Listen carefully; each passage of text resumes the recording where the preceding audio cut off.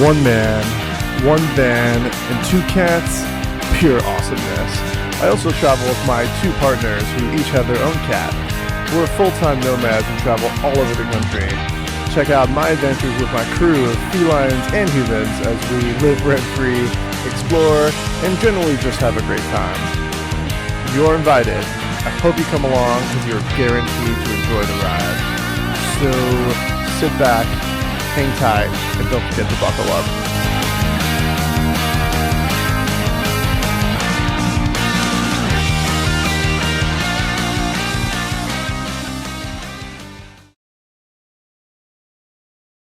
What's going on, guys? So today we're doing something a little different. I'm going to be talking to you all about how to stay warm on the road doing van life like I do.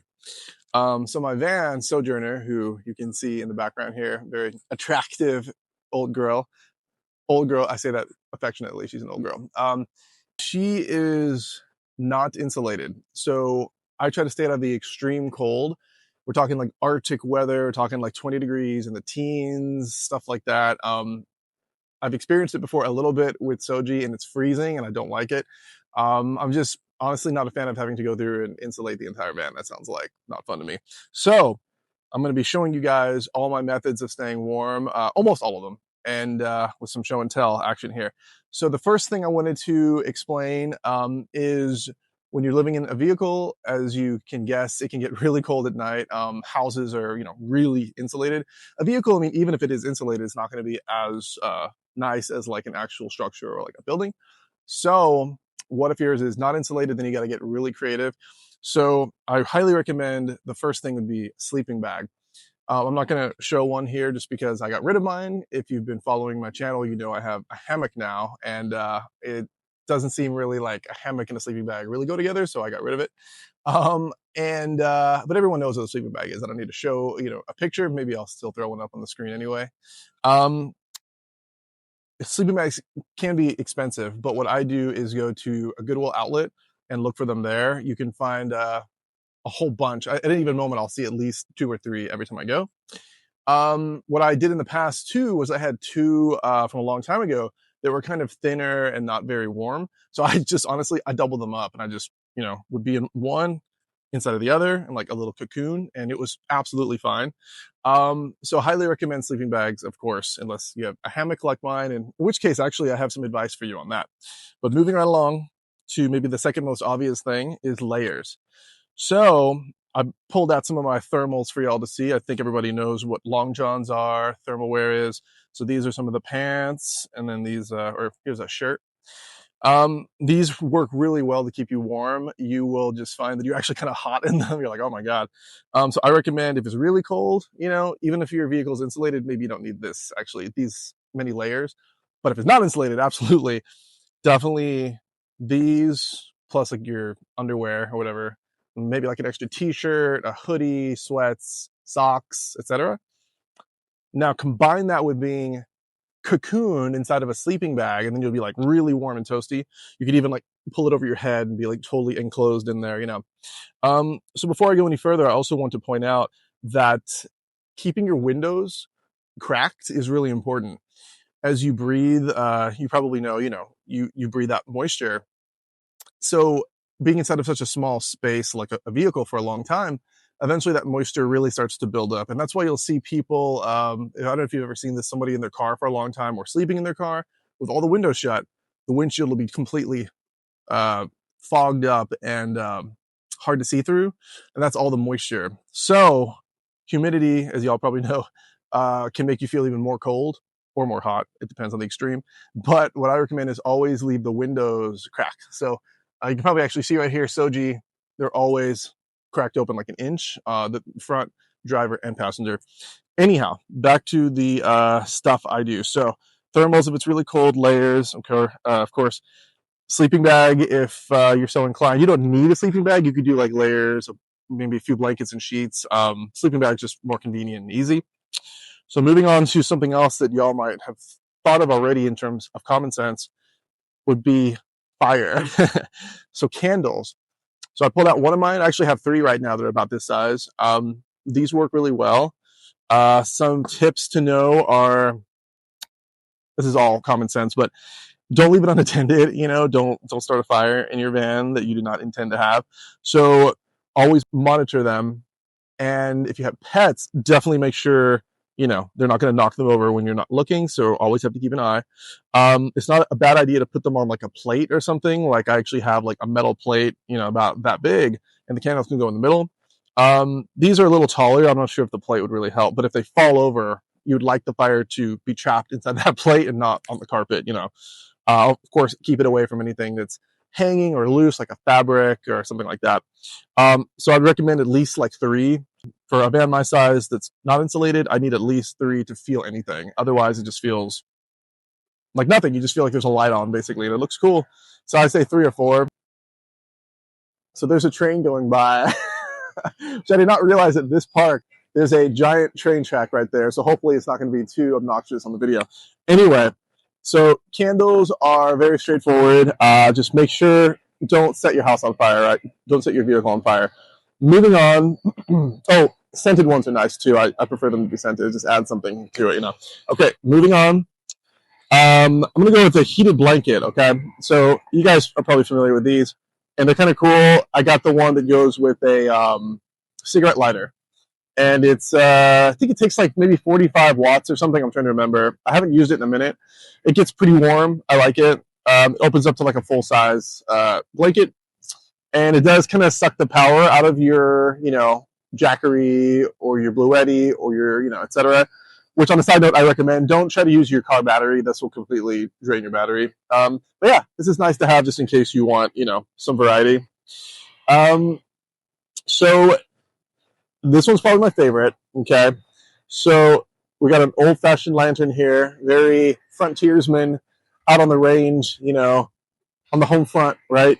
It's a little bit of a smaller lantern, which I like because the larger lanterns are just really intense. It makes me feel like I'm, back in the 1800s and no electricity and stuff. It's really fun to use one of these. So makes a nice size flame in there, and the heat gets really trapped in here, the metal and the glass. It's got some vents and stuff. And yeah, I got this, you guessed it, at the Goodwill outlet, but I love it. And the oil that goes with it, you can probably just get kerosene. I don't even know if you can find that anymore, but I got this at Walmart. It's lamp oil, and I don't know the difference between it and kerosene, but it works fine.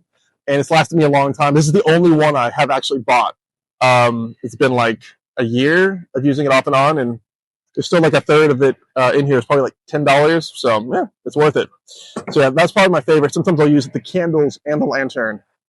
Just keep an eye on the candles. The lantern is probably fine. I don't want to say to leave it unattended and then you die of a fire, but I will really quickly. I'll leave my van for a minute. I'll come back, and even if it were to tip over, I mean, it'll probably be okay.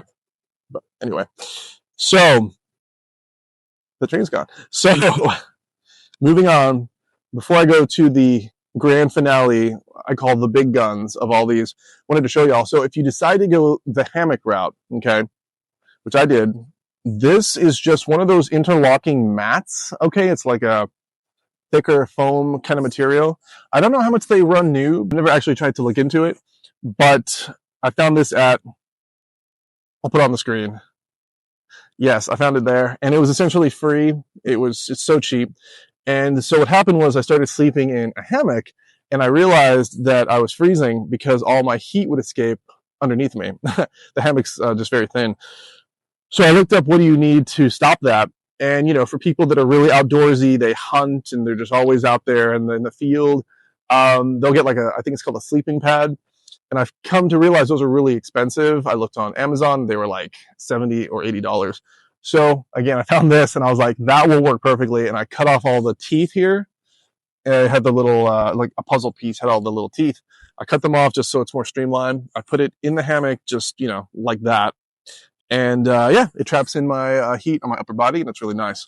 So you can either go to a thrift store and look around for those, or you just want to instantly cut to the chase. You can just go and buy it new. Maybe you have to buy a whole pack of those, though, so I don't know. But highly recommend for a hammock. And last but not least, the big guns. So this is a propane stove, or a camping stove if you prefer. So this uses one of these little green propane tanks. You can get them at Walmart. I think I want to say they're $18 for like 4 or maybe like 5 each. And it comes with a little stand here, which notoriously just falls off like nothing. It can easily tip over, so be really careful. Not that I've ever had that happen before. No, of course not. What are you talking about? But just in case, I would tape it all the way around here because you really don't want that to happen, especially if you're cooking, because then all your food is going to fall over. And I've never had that happen either. Definitely not. So there's a little top part that attaches here. This is the stove. And you could probably find this guy with the stand for probably like $10 to $20 on Amazon, maybe even less. So this is the big guns. This will keep you very nice and warm and toasty. It does make a lot of carbon monoxide, though, a larger flame than all of these combined. So 3 or 4 candles and a lantern, this is still a larger flame. So make sure you keep all the windows cracked for carbon monoxide. If you want to get a carbon monoxide detector alarm, you can, but just so you know, I have one of those. And I mean, I don't think there's any point, because when I have all the windows cracked, it's never rang one time. And I'll have it like right next to the fire on for a long time and nothing. So I think you don't really need it. But again, if you want to be safe, don't take my word for it. Go ahead and get one anyway. But just so you know. So this guy is really nice. It'll keep you nice and toasty. And I can't say enough good things. The gas does go kind of fast though, so be careful, because I recommend not using it just every night as the heat source for hours and hours that you're in your vehicle, because you'll go through these in like a week or something or less. And then, that adds up a lot. And kind of the whole point of van life, or one of the whole points, is not to be throwing money away constantly.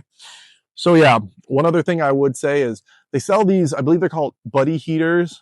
And it's like, it looks like a crazy, like a satellite dish of death. I mean, it makes so much heat.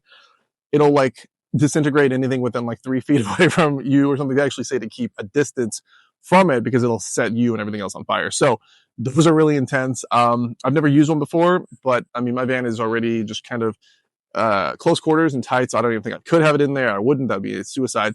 I don't recommend those. Just from what I've heard and what I've seen, I would just say go with this. If you want to really heat up a small space really fast, I'd use one of these.